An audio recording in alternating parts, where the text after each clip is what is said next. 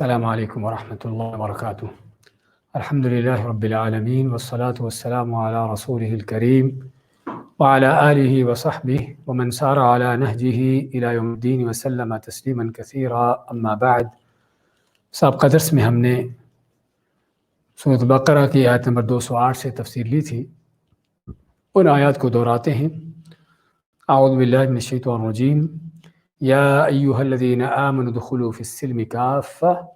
اے وہ لوگوں جو ایمان لائے ہو، داخل ہو جو اسلام میں پورے کے پورے، ولا تتبعوا خطوات الشیطان، اور نہ پیروی کرو شیطان کے قدموں کی۔ ہم ذکر کیا تھا کہ اسلام میں پورے کے پورے داخل ہونے کا معنی کیا ہے، کہ جس میں ایک مسلمان کی ہر چیز اللہ کے حکم کے تابع ہو جائے، اس کا ہر معاملہ اسلام کے حکم کے مطابق ہو، کوئی بھی ایسی چیز نہ ہو دین سے تعلق رکھتی ہو یا دنیا سے، زندگی کا کوئی شعبہ بھی اسلام کے حکم کے باہر نہ ہو، اس کے خلاف نہ ہو۔ تو یہ ہے جو پورے کے پورا اسلام میں داخل ہونے کا مفہوم ہے، کہ جس میں عبادت بھی ہے، اس سے پہلے عقیدہ بھی ہے، انسان کے معاملات بھی، اس کے کاروبار بزنس بھی، اس کے معاشی معاملات بھی، ہر چیز اس میں آ جاتی ہے۔ اور اس کے برخلاف چلنا وہ کیا ہے؟ شیطان کے قدموں کا پیچھا کرنا ہے۔ اگر کوئی آدمی دین کی کوئی بات لیتا ہے، کوئی اللہ کا ایک حکم لے کر دوسرے کو چھوڑتا ہے، تو یہ شیطان کے قدموں کی پیروی ہے۔ انہ لکم عدو مبین، کہ بے شک وہ تمہارا کھلا دشمن ہے،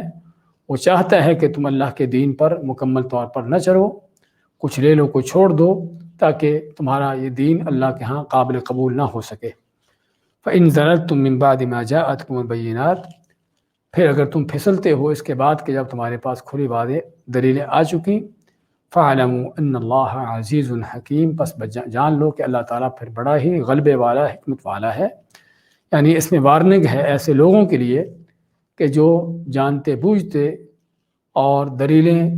جاننے معلوم کرنے اور آ جانے کے بعد پھر بھی اللہ کے حکموں کے خلاف چلتے ہیں، کچھ کو لیتے کچھ کو چھوڑتے ہیں، اور کچھ کا انکار کر کے کچھ کی تعویلیں کرتے ہیں۔ تو ایسے لوگوں کے لیے وارننگ ہے کہ اللہ تعالیٰ بڑا ہی غلبے والا، اللہ کے غلبے والے ہونے کا معنی کہ جب چاہے ان کو پکڑ لے، ان کو رگڑ دے، لیکن وہ بڑی حکمت والا ہے کہ اس کے ہاں ہر چیز ایک وقت کے ساتھ ہوتی ہے، حکمت کے تحت ہوتی ہے۔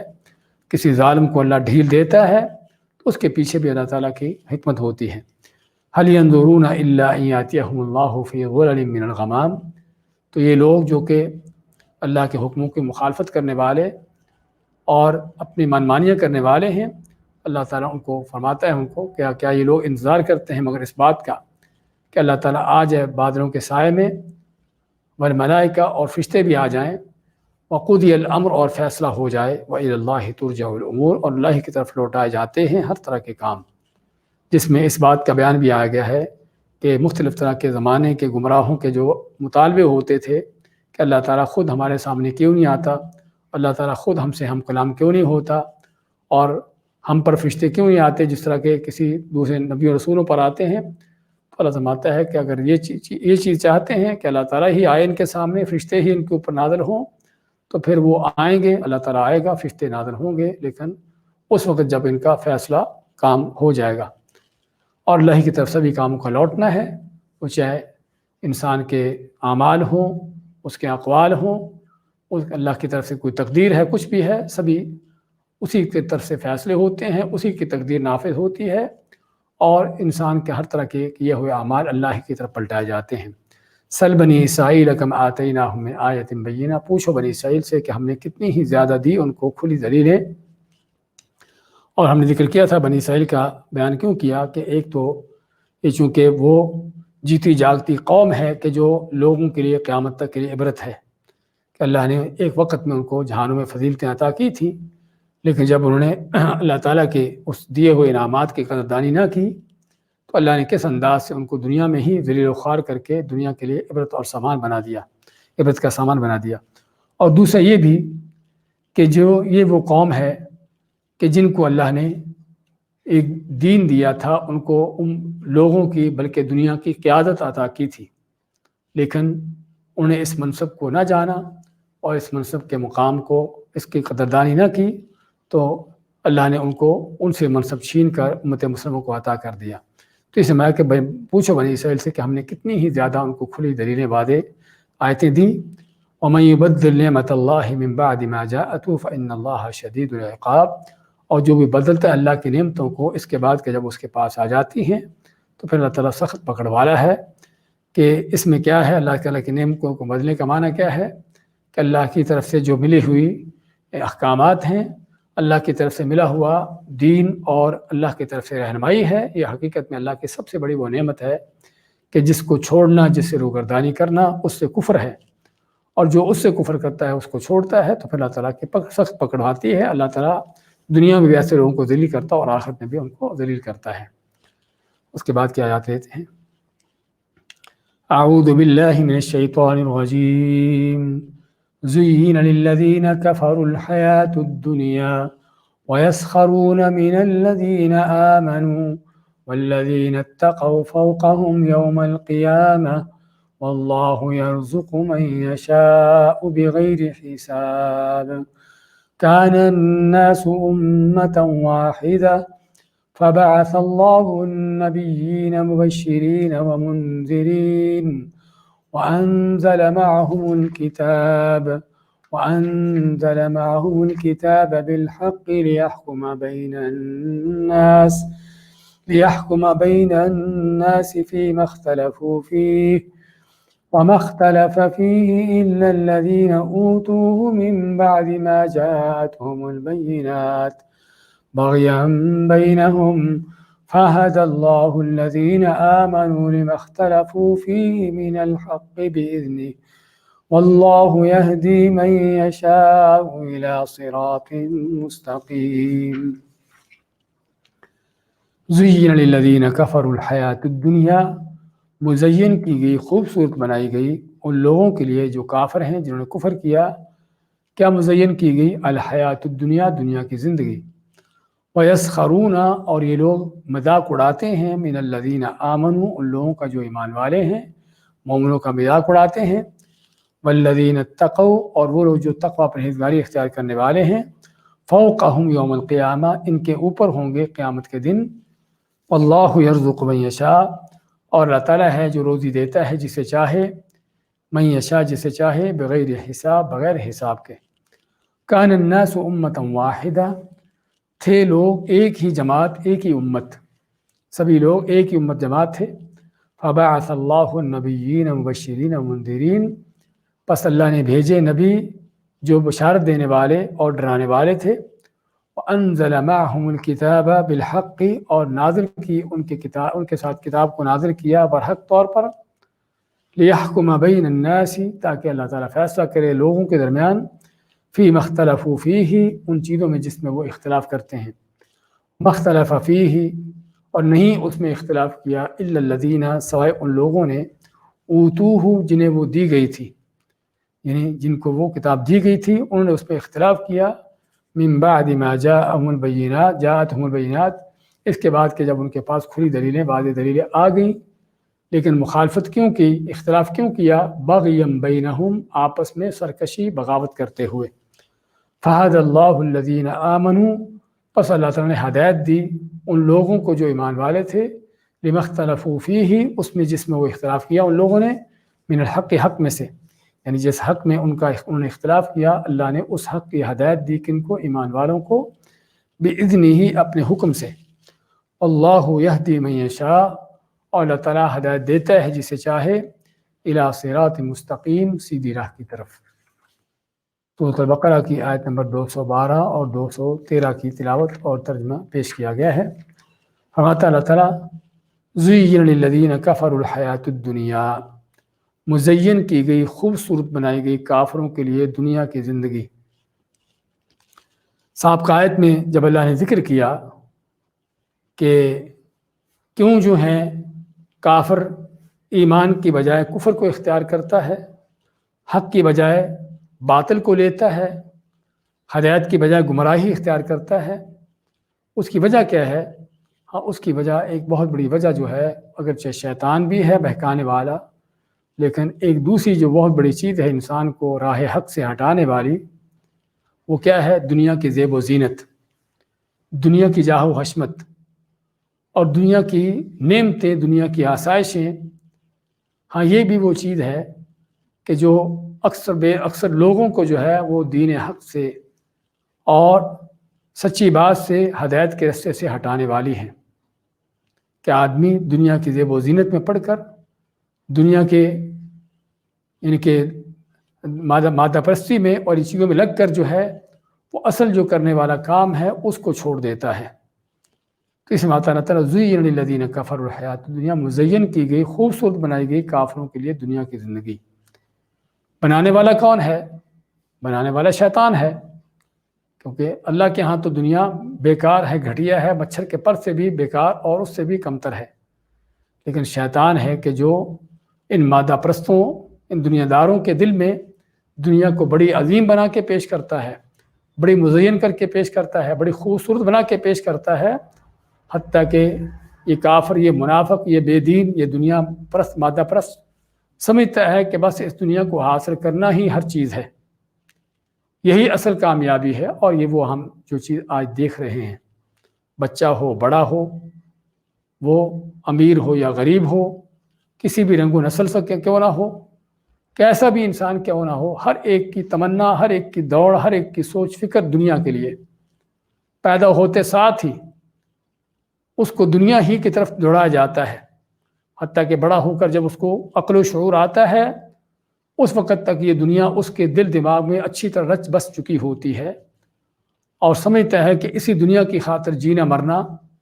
اسی کی خاطر ہر طرح کی کوشش کرنا ہی کامیابی ہے، اور انہی چیزوں کو آج کامیابیاں قرار دیا جاتا ہے کہ فلاں لیڈر بڑا کامیاب،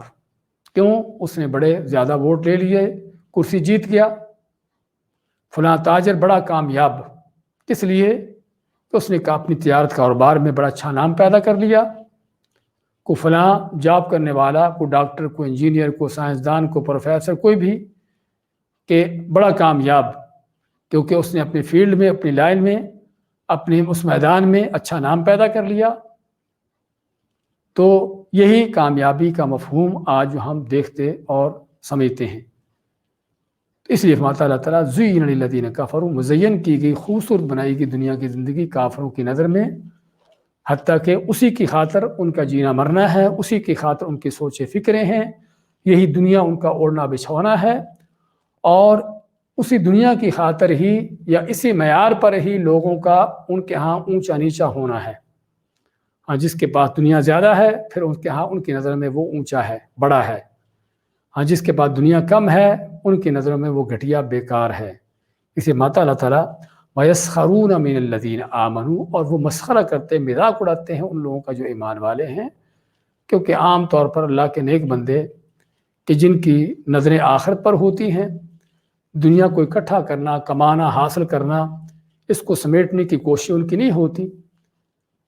اور اصل جو ان کا زندگی کا مقصد اللہ کی عبادت ہے اس پر لگے ہوتے ہیں،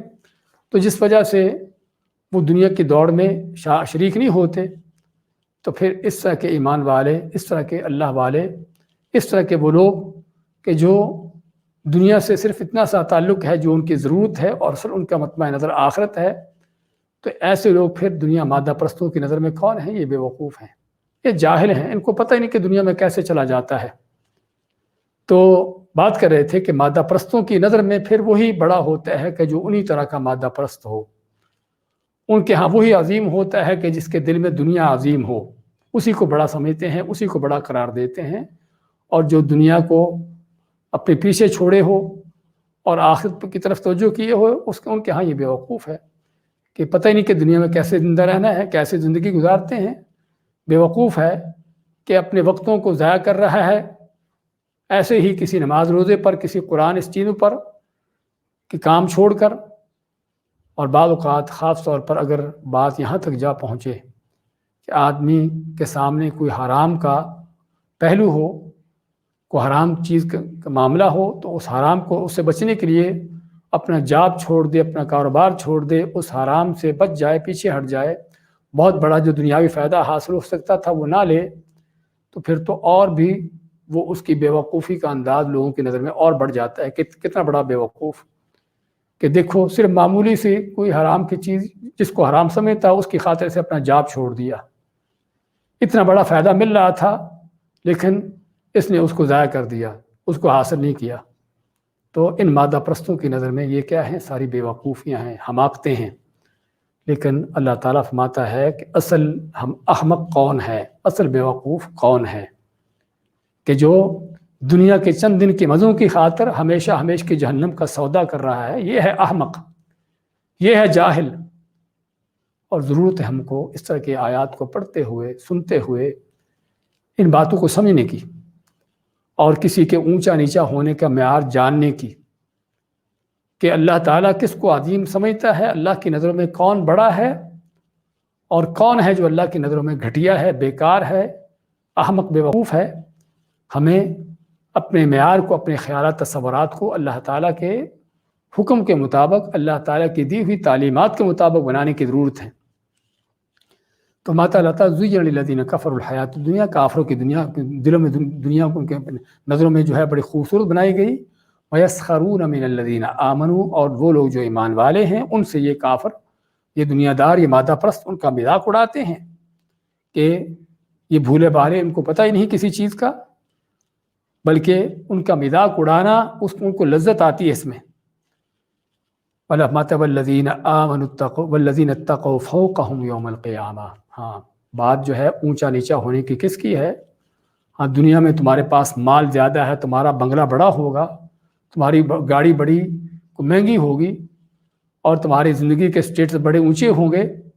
لیکن آگے چل کر کیا ہے؟ یہ تو دنیا کے چند دن کے سٹیٹس ہیں، یہ دنیا کے چند دن کے مزے ہیں، یہ چند دن کی صرف جو ہے عزت شہرت ہے۔ آگے چل کر کیا ہے؟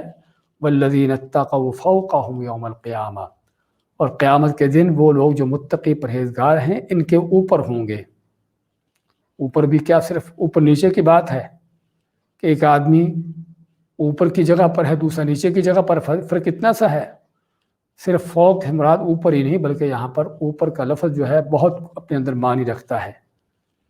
کہ جس اوپر کے اندر وہ عظیم الشان جنتیں ہیں، جو ہمیشہ ہمیش کے لیے نعمتوں بھری جنتیں، اللہ کا دیدار، اللہ کی رضامندی، اور عزت و شہرت، وقار، ہر طرح کی دلی سکون کی ہر طرح کی لذتیں، جو انسان کی لذت کی کسی کی تمنا کر سکتا ہو، ہر چیز، اور اس کے ساتھ ساتھ اللہ کی طرف سے انعامات بھی، عزت افزائی بھی، یہ اونچا ہونا۔ اور جو نیچے وہ کون ہیں؟ ہمیشہ ہمیش کے عذاب و بری جہنم کے اندر ذلیل و خوار ہو رہے ہیں، فرشتے ان کو کھینچ رہے ہیں، زنجیروں سے جکڑا ہوا ان کو، اور جہنم کے زندانوں میں ان کو دھونسا ہوا ہے، اور کیا کیا ان کو وہاں پر ذلت و خواریوں کے عذاب ہو رہے ہیں، کس کس انداز سے ان کو ذلیل و خوار کیا جا رہا ہے۔ وہ چند دن کی چدراہٹیں جمانے والا کس ہمیشہ ہمیش کے جہنم کا سودا کر رہا ہے، کس جہنم میں جا پہنچا ہے۔ تو اللہ تعالیٰ اس کو فرماتا ہے، اور ہمیشہ ہمیش کے لیے، پھر یہ نہیں کہ چند دن کی بات۔ تو ہمارا کہ اصل جو اونچ نیچ کا معیار ہے وہ دنیا نہیں، وہ آخرت ہے، اصل وہاں پر ہے۔ وَلَلْآخِرَةُ أَكْبَرُ دَرَجَاتٍ وَأَكْبَرُ تَفْضِيلًا، علامات ہے دوسری آیت میں کہ یقیناً آخرت جو ہے اس کے درجات بڑے ہیں، اس کی فضیلتیں بڑی ہیں۔ جس نے آخرت کے درجات کو پا لیا، جس نے آخرت میں اونچا درجہ حاصل کر لیا، جس میں آخرت میں اپنے اونچے فضیلت کے مقامات پا لیے، اصل یہ اونچا درجہ ہے، اصل یہ جو ہے، اصل اس نے سبقت کی ہے۔ نبی کریم صلی اللہ علیہ وسلم آتے ہیں صحابہ کرام کو کہ عام جنتی، بات صرف جنت جہنم والوں کی نہیں ہے، بلکہ عام جنتی جو ہیں، وہ جو جنت میں اونچے مقامات پانے والے ہیں، ان کو ایسے دیکھیں گے جس طرح تم کسی دور افق میں ستارے کو دیکھتے ہو، آسمان کی بلندیوں پر کوئی اونچا ستارہ جس طرح تم کو نظر آتا ہے۔ عام جنتی اونچے جنتیوں کو یا اعلیٰ مقامات پانے والے جنتیوں کو، ان کے مقامات کو اس طرح دیکھیں گے۔ تو صحابہ نے فرمایا کہ اللہ کے نبی صلی اللہ علیہ وسلم، یہ مقامات تو کسی نبی اور رسولوں کے ہی ہوں گے؟ آپ ماتے نہیں، اللہ کی قسم، یہ ان کے لیے ہے کہ جو اللہ پر سچا ایمان لائے، جنہوں نے نبیوں کی تصدیق کی، تقوی پرہیزگاری کا رستہ اختیار کیا، چاہے وہ کوئی بھی کیسا بھی اور کسی بھی رنگ و نسل سے کیوں نہ ہو۔ تو کہنے کا مقصد، اصل جو بڑائیوں کے انداز ہیں وہ آخرت کے ہیں،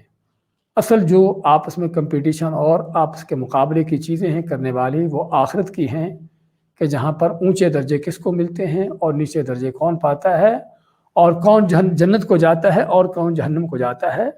تو اللہ ماتا والذین اتقوا فوقہم یوم القیامہ، جبکہ متقی پرہیزگار ان کے اوپر ہوں گے قیامت کے دن۔ اچھا، یہاں پر یہ نہیں کہا والذین آمنوا، پچھلے جملے میں کیا فرمایا تھا کہ کافروں کے لیے مزین کی گئی دنیا کی زندگی اور وہ ایمان والوں کا مذاق اڑاتے ہیں۔ اصل تقاضا تو یہی تھا کہ اس جملے کے اندر بھی اللہ تعالیٰ فرماتا ہے کہ ایمان والے ان سے اوپر ہوں گے قیامت کے دن، لیکن یہاں پر ایمان والے، ایمان کے لفظ کی بجائے کیا فرمایا والذین اتقوا، تقوی اختیار کرنے والے، جس میں مزید تنبیہ ہے کہ بات خالی ایمان کی نہیں ہے، خالی بات دعووں کی نہیں ہے، بلکہ اصل تقوی پرہیزگاری کہ جو حقیقی معنوں میں انسان کے اندر اللہ کا ڈر خوف پیدا کر کے اس کو صراط مستقیم پر چلاتا ہے، اس کو نیکی پر آمادہ کرتا ہے۔ ہاں، اصل اس تقوی کا معیار ہے تو مایا کہ وہ لوگ جو متقی پرہیزگار ہوں گے، صرف خالی ایمان کے دعوے کرنے والے، باتیں کرنے والے نہیں، بلکہ متقی پرہیزگار جو ان کے اوپر ہوں گے قیامت کے دن اور ہمیشہ کے لیے۔ واللہ یرزق من یشاء بغیر حساب، اور پھر اللہ تعالیٰ نے جب ان کے اوپر ہونے کا ذکر کیا تو صرف اوپر ہونا ان کا صرف مقام ہی ہے اونچا بس، بلکہ اللہ کی طرف سے جو ان کو روزی ملنے والی ہے، اللہ کی طرف سے جو ان کو نعمتیں ملنے والی ہیں، وہ کیا ہیں؟ بغیر حساب کہ اللہ تعالیٰ روزی دیتا ہے جس کو چاہتا ہے بغیر حساب کے، اگرچہ اس روزی کا تعلق دنیا آخرت دونوں کے ساتھ ہی ہے، اور اصل روزی وہ مال کی کھانے پینے کی روزی نہیں ہے، اصل وہ روزی ایمان و ہدایت کی روزی ہے، کیونکہ اللہ کا رزق جو ہے، جس رزق کا یہاں ذکر ہو رہا ہے، یرزق، رزق دیتا ہے، وہ رزق جو ہے وہ صرف کھانے پینے کا رزق نہیں جس کو اکثر بیوقوفوں نے سمجھ رکھا ہے کہ کھانا پینا ہی رزق ہے۔ اللہ کا اصل رزق جو ہے وہ ایمان کا، علم کا، ہدایت کا رزق ہے کہ جس کو یہ مل گیا، ہاں یہ ہے جو سب سے بہتر رزق ہے، اور اللہ تعالیٰ یہ رزق بھی ایمان والے کو دیتا ہے، تقوی نیکی کا، ایمان و علم کا، اور اس کو دنیا کی نعمتیں بھی دیتا ہے، اور پھر آخرت میں اس ایمان و علم کے، اس تقوی پرہیزگاری کے نتیجے میں ان کو جو جنتیں دیتا ہے، ہاں یہ ہے کہ جو اصل اللہ کا رزق ہے، ہمیشہ کے لیے نہ ختم ہونے والا، جس کا کوئی حد و حساب نہیں ہے۔ تو اللہ فرماتا ہے کہ بغیر حساب کے ان کو رزق دیتا ہے، یعنی جس کا کوئی حد و حساب ہی نہ ہو، جس کا کوئی اعداد و شمار ہی نہ ہو، اور وہ کتنا بڑا رزق ہے۔ رسول کریم صلی اللہ علیہ وسلم ہمیں اس آخری جنتی کی اس کی کیفیت بیان کر کے بتاتے ہیں، فرماتے ہیں کہ جنت میں سب سے جو آخر میں داخل ہونے والا، سب سے کم درجے کا جو جنتی ہے، اس کو اللہ تعالیٰ جنت میں کتنا دے گا کہ جو وہ تمنا کرے گا، اللہ اس کو یاد دلائے گا کہ جنت میں یہ بھی کچھ ہے اور یہ بھی کچھ ہے، وہ بھی اللہ تعالیٰ اس کو دے دے گا، اور سب کچھ اس کی تمنائیں ختم ہو جائیں گی، اللہ کی طرف سے اس کو جو یاد دلائی باتیں وہ بھی پوری ہو جائیں گی، اور پھر اللہ فرمائے گا کہ تیرے لیے وہ کچھ کہ جو تجھے دیا گیا اور اس سے 10 گنا اور زیادہ، اور دوسری روایت میں کہ تیرے لیے، یعنی کہ دنیا میں کسی بڑے بادشاہ کی جو سلطنت مملکت ہوتی ہے، اس سے 10 گنا جو ہے وہ تجھ کو دیا جاتا ہے۔ یہ ہے جو جنت میں سب سے گھٹیا، سب سے یعنی کم درجے کا جو جنتی ہے، جس کا سب سے کم درجہ ہے، اگر اس کے لیے اتنا کچھ ہے تو اعلیٰ درجے والوں کے لیے کیا جنت ہوگی، کیا عظیم نعمتیں ہوگی۔ تو اللہ فرماتا ہے واللہ یرزق من یشاء بغیر حساب، کہ اللہ روزی دیتا ہے جسے چاہے بغیر حساب کے، یعنی بہت زیادہ۔ کان الناس امۃ واحدہ، اس کے بعد فرمایا کہ لوگ سبھی تھے ایک ہی جماعت، ایک ہی امت۔ اس آیت میں اس گمراہ کن فلسفے کا رد کیا ہے کہ جو ہر زمانے کے گمراہوں کا رہا ہے کہ اصل انسان جو ہے وہ کیا تھا؟ گمراہ تھا، شرک پر تھا، کفر پر تھا، چاند ستاروں کی پوجا کرتا تھا، اللہ سے ہٹ کر اوروں کی پرستش کرتا تھا، اور توحید کی دعوت بعد میں آئی، اور اسی لیے ہر زمانے کے اور ہر جگہ کے مشرک وہ بڑے، یعنی کہ اس بات پر فخریہ کہتے ہیں کہ ہم جو ہیں، ہم سواد اعظم ہیں، ہم اصل ہیں۔ ہاں، یہ توحید کی باتیں کرنے والے، سنت کی باتیں کرنے والے، یہ تو کل کی پیداوار ہے۔ اللہ نے ان سبھی بے ایمانوں کا رد کرتے فرمایا کہ اصل تم نہیں ہو اے مشرکو، اے گمراہو، اصل کیا ہے؟ اصل وہ ہیں کہ جو توحید و سنت پر چلنے والے ہیں، فما کان الناس امۃ واحدہ، سبھی لوگ ایک ہی امت جماعت تھے، توحید پر تھے، سنت پر تھے، استقامت پر تھے، تقوی نیکی پر تھے۔ جس طرح کہ عبداللہ ابن عباس رضی اللہ عنہ فرماتے ہیں کہ آدم علیہ السلام کے بعد سے 10 صدیوں تک، یعنی 1000 سال تک لوگ اللہ کی توحید پر قائم رہے، توحید پر چلتے رہے، حتیٰ کہ شیطان نے آہستہ آہستہ ان کے اندر پھر شرک پیدا کیا، ان کو بہکایا، ان کے اندر اختلافات پیدا کیے، اور حتیٰ کہ جب ایک بہت بڑی گمراہی لوگوں کے اندر پھیل جاتی ہے،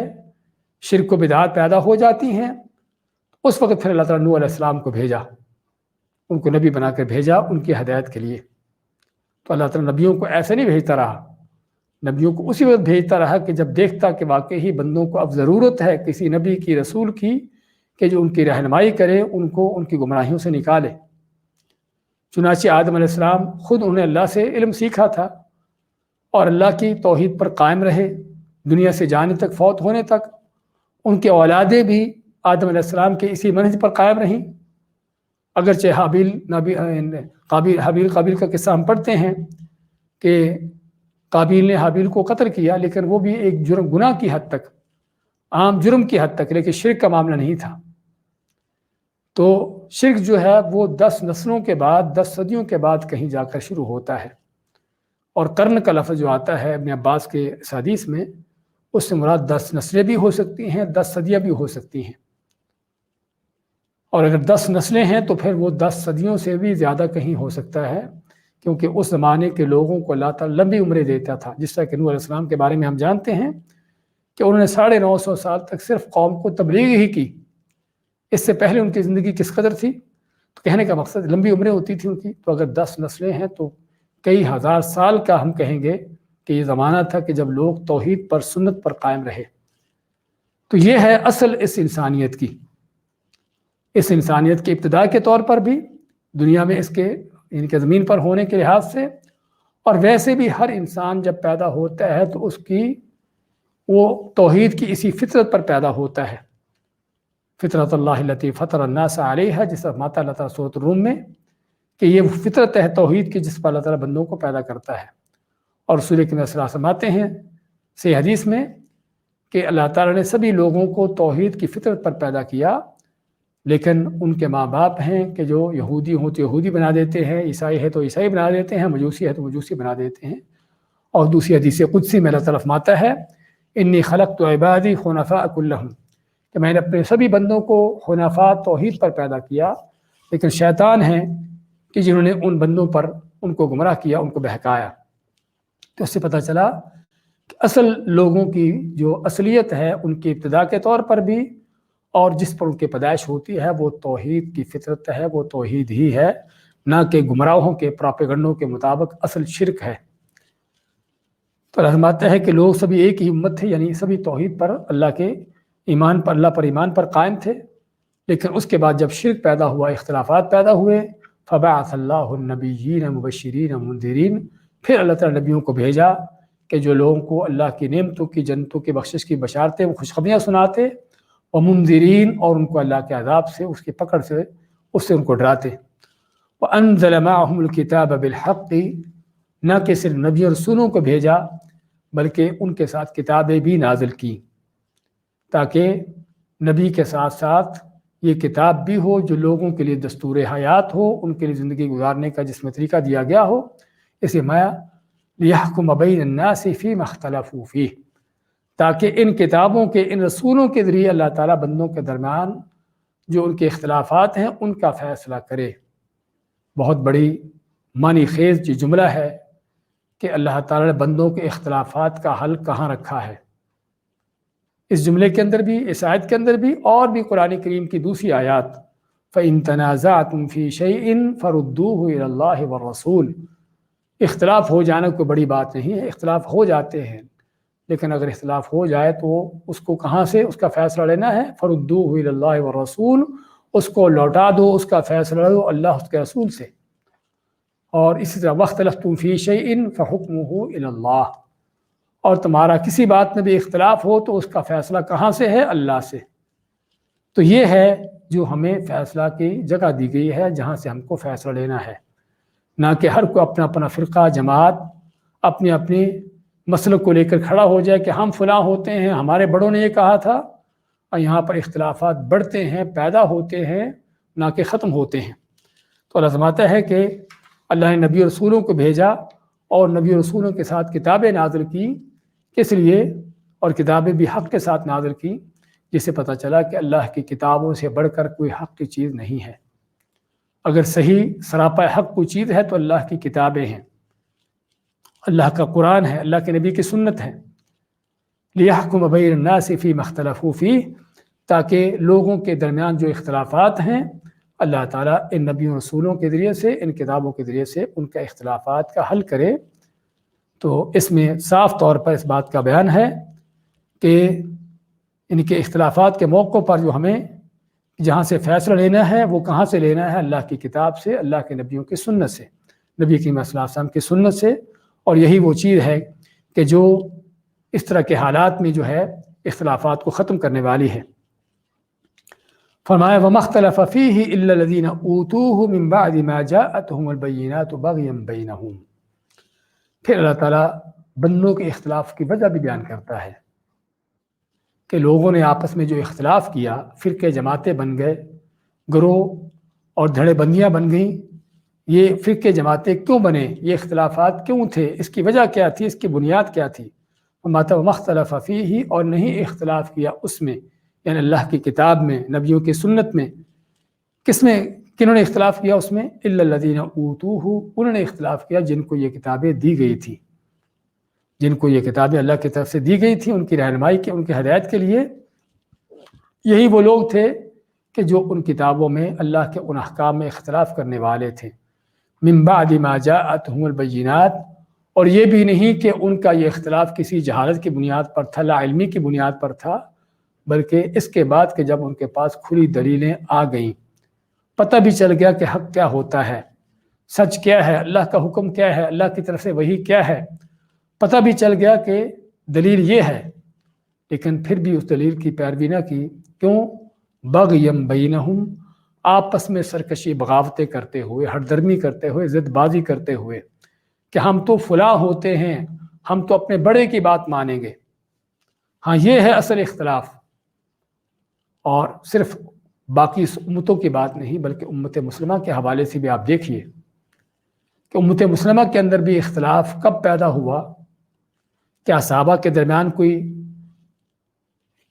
کہ دین کے احکامات میں، مسائل میں کوئی اختلاف تھا؟ ہاں چھوٹے موٹے اختلافی مسائل تھے،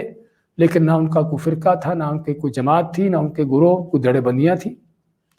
کہ یہ عبداللہ بن عمر کے پیروکار ہیں، یہ عبداللہ بن عباس کے مقلد ہیں، تو یہ ابو ہریرہ کے پیچھا کرنے والے ہیں۔ کوئی آپ کو ایسے گروہ نظر آتے ہیں؟ ان میں نہیں نظر آتے۔ کس لیے؟ کیونکہ سبھی کے سبھی قرآن و سنت سے تعلیمات لیتے تھے۔ اگر کسی مسئلے میں اختلاف بھی ہو جاتا تو تب بھی قرآن و سنت کی طرف رجوع کرتے، اختلاف حل ہو جاتا۔ تابعین کو بھی دیکھیے، ان کے ہاں بھی کوئی دھڑے بندیاں، کوئی جماعتیں، گروہ تھے کہ یہ جو ہے حسن بصری کے پیروکار ہیں تو یہ سعید ابن مسیب کے مقلد ہیں، آپ کو نظر نہیں آئے گا تابعین کے اندر بھی کوئی ایسے دھڑے بندیاں، کوئی ایسے گروہ۔ ہاں تیسری چوتھی صدی کے اندر دیر کے بعد جب قرون جو خیر القرون ہیں، جن کے بارے میں اللہ کے نبی صلی اللہ علیہ وسلم کا فرمان ہے خیر القرون قرنی، سب سے بہتر نسل، سب سے بہتر زمانہ میرا زمانہ ہے، اس کے بعد جو میرے بعد آنے والے، اس کے بعد جو ان کے بعد آنے والے۔ ہاں جب یہ قرون خیر ہیں، اللہ کے نبی صلی اللہ علیہ وسلم، صحابہ، تابعین، ہاں جب یہ سب سے افضل ترین زمانے اور قرنیں ختم ہوتی ہیں تو تب اختلافات پیدا ہوتے ہیں، دھڑے بندیاں، جماعتیں بنتی ہیں، فرقے گروہ کھڑے ہوتے ہیں، یہ فلاں کا فرقہ ہے، یہ فلاں کی جماعت ہے، یہ فلاں کے مقلد ہے، یہ فلاں کے پیچھے چلنے والے ہیں۔ ہر ایک نے اپنی اپنی مسجد کھڑی کر لی، اپنی اپنی فقہ بنا لی، اپنے اپنے خود امام کھڑے کر لیے کہ ہم تو فلاں کے ماننے والے ہیں، جو اس نے کہا وہ مانیں گے، جو دوسرے نے کہا اس کو ٹھکرائیں گے۔ اور نہ کہ صرف دوسروں کے کہنے بلکہ جو ہمارے بڑے نے کہہ دیا اس کو لیں گے، چاہے وہ قرآن کے بھی خلاف کیوں نہ ہو۔ جو ہمارے بڑے نے کہہ دیا اس کو مانیں گے، چاہے وہ حدیث کے بھی مقابلے میں کیوں نہ ہو۔ ہاں یہ ہے ایک دوسرے سے حسد، ضد، ہٹ درمی، سرکشی، یہ ہے جو بندوں کو گمراہ کرنے والی اصل چیز ہے۔ اس لیے آپ دیکھو گے کہ اس امت کے سلف صالحین صحابہ کے درمیان کوئی فرقے جماعتیں نہ تھیں، کیونکہ سبھی کا منہج قرآن و سنت تھا۔ تابعین کے اندر کوئی فرقے جماعتیں نہیں تھیں، کیونکہ سبھی کا منہج قرآن و سنت تھا۔ تبع تابعین کے اندر بذات خود ائمہ کرام، وہ بھی انہوں نے کوئی جماعت فرقے نہیں بنائے، نہ امام ابو حنیفہ رحمۃ اللہ علیہ نے، نہ امام مالک نے، نہ امام شافعی اور نہ امام احمد بن حنبل رحمۃ اللہ علیہ، کسی نے بھی کوئی فرقہ جماعت نہیں بنایا، بلکہ ہر کوئی سختی سے منع کرتا ہوا گیا کہ کہیں ہماری باتوں کے پیچھے نہ پڑ جانا، جو ہم نے کہا کہیں وہ لے کر نہ چل پڑنا، وہیں سے تم بھی لو جہاں سے ہم نے قرآن و سنت سے لیا ہے، جہاں بھی تم کو صحیح حدیث مل جائے سمجھو کہ میری بات وہی ہے۔ اس طرح کی تعلیمات ان کو نہیں دیکھا، لیکن یہ دیکھا کہ امام نے کہا کیا تھا، بس اس کو پکڑ لیا بغیر دیکھے کہ قرآن کے خلاف ہے، حدیث کے مطابق ہے یا مخالف ہے، کہ اس کی کیفیت کیا ہے، بس اس کو ہی لینا ہے، اس پر چلنا ہے، اور نہ کہ صرف اس پر چلنا ہے بلکہ لوگوں کو اس پر چلانا ہے۔ جو اس پر چلے گا وہ ہدایت یافتہ ہوگا، نہیں مانے گا تو وہ گمراہ ہے، وہ بے دین ہے۔ یہ باتیں جو آپ سنتے، یہ ایسی باتیں نہیں ہیں۔ تو کہنے کا مقصد یہ ہے، جو امتوں کے درمیان اختلافات اور فرقوں کی اصل بنیاد ہے، اور نہ کہ صرف ان مسلمانوں کی بلکہ اس سے پہلے یہود و نصارہ کا بھی یہی حال رہا ہے۔ ان کے فرقے جماعتیں بھی یہیں سے پیدا ہوتے ہیں کہ جب اصل جو صحیح تعلیمات تھیں، اللہ کی نازل کردہ تورات، انجیل جو موسیٰ اور عیسیٰ علیہ السلام پر نازل ہوئی تھی، جب ان کو چھوڑ کر اپنے اپنے بڑوں کی باتوں کو لے لیا اور ان کے پیچھے چلنا شروع کر دیا، ہر ایک نے اپنا اپنا لیڈر کھڑا کر لیا، ہم تو اس کی سر مانیں گے، دوسرے کے رد کریں گے، نہیں دیکھا کہ اللہ تعالیٰ کا حکم تورات میں کیا ہے، اللہ تعالیٰ انجیل میں کیا بیان فرمایا ہے، موسیٰ اور عیسیٰ علیہ السلام کی سچی تعلیمات کیا ہیں، تو وہاں پر بھی ان کے جماعتیں اور دھڑے بنے۔ اور اسی نبی اکرم صلی اللہ علیہ وسلم نے فرمایا لَتَتَّبِعُنَّ سَنَنَ مَنْ كَانَ قَبْلَكُمْ، صحیح بخاری میں، صحیح مسلم کی حدیث میں آپ فرماتے ہیں کہ اے مسلمانوں، تم بھی اپنے سے پہلے لوگوں کے طریقوں پر چلو گے،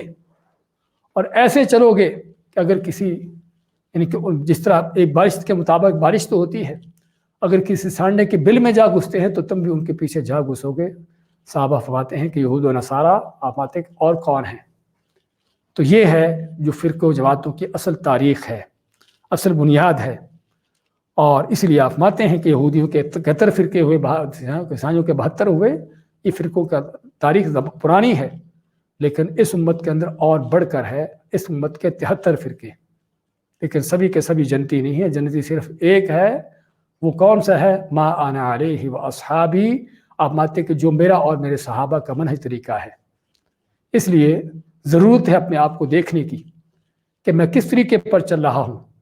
میں نے کس کا طریقہ اپنا رکھا ہے، کیا میرا عمل، میرا کردار، میرا عقیدہ، میری عبادت، میرے طور طریقے اللہ کے نبی صلی اللہ علیہ وسلم کے مطابق ہیں، صحابہ کے منہج کے مطابق ہیں، یا کہ اور کوئی طریقہ کار ہے؟ تو اس لیے ضرورت ہے ان چیزوں کو دیکھنے کی۔ تو مایا وہ مختلف فہد اللہ الذین، اس سے پہلے وہ مختلف فیہ، نہیں اختلاف کیا اس میں، الا الذین اوتوہ، مگر ان لوگوں نے جن کو وہ کتاب دی گئی تھی، من بعد ما جاءتہم البینات، اس کے بعد جب ان کے پاس کھلی دلیلیں آ گئیں، بغیم بینہم، صرف آپس میں ہٹ درمی سرکشی کرتے ہوئے، پتہ ہے کہ دلیل یہ ہے، پتہ ہے کہ فلاں کا قول اس کے ساتھ دلیل ہے، لیکن میں چونکہ فلاں کو ماننے والا ہوں، میں نے یہ نہیں کرنا، میں نے اس کو نہیں ماننا۔ فہد اللہ الذین آمنوا لما اختلفوا فیہ من الحق بإذنہ، اس کے بعد اللہ تعالیٰ فرماتا ہے کہ اللہ تعالیٰ ہدایت کس کو دیتا ہے، اللہ تعالیٰ ان اختلافات سے کن کو بچاتا ہے، کون وہ خوش قسمت ہیں کہ جن کو اللہ تعالیٰ ان اختلافات کی گمراہیوں سے بچا کر صراط مستقیم پر چلاتا ہے، وہ کون ہے؟ فہد اللہ الذین آمنوا، پس اللہ نے ہدایت دی ان لوگوں کو جو سچا ایمان لانے والے، اللہ کا حکم جہاں بھی آ جائے وہاں پر سر جھکا دیا، نہیں دیکھا کہ میں تو 70 سال سے یہ کام کر رہا تھا، یہ کیسے چھوڑوں گا، نہیں دیکھا کہ میرے بڑے تو سبھی ایسا کہتے رہے تھے، ان کی بات کو کیسے ٹھکراؤں گا۔ جب اللہ کا حکم آ جائے، اللہ کے نبی سنت آ جائے، آپ کی سنت آ جائے، وہیں پر سر جھکا دیا، یہ ہے جو ایمان والے ہیں۔ تو فہد اللہ الذین آمنوا، پس اللہ تعالیٰ نے ہدایت دی ان لوگوں کو جو ایمان والے تھے،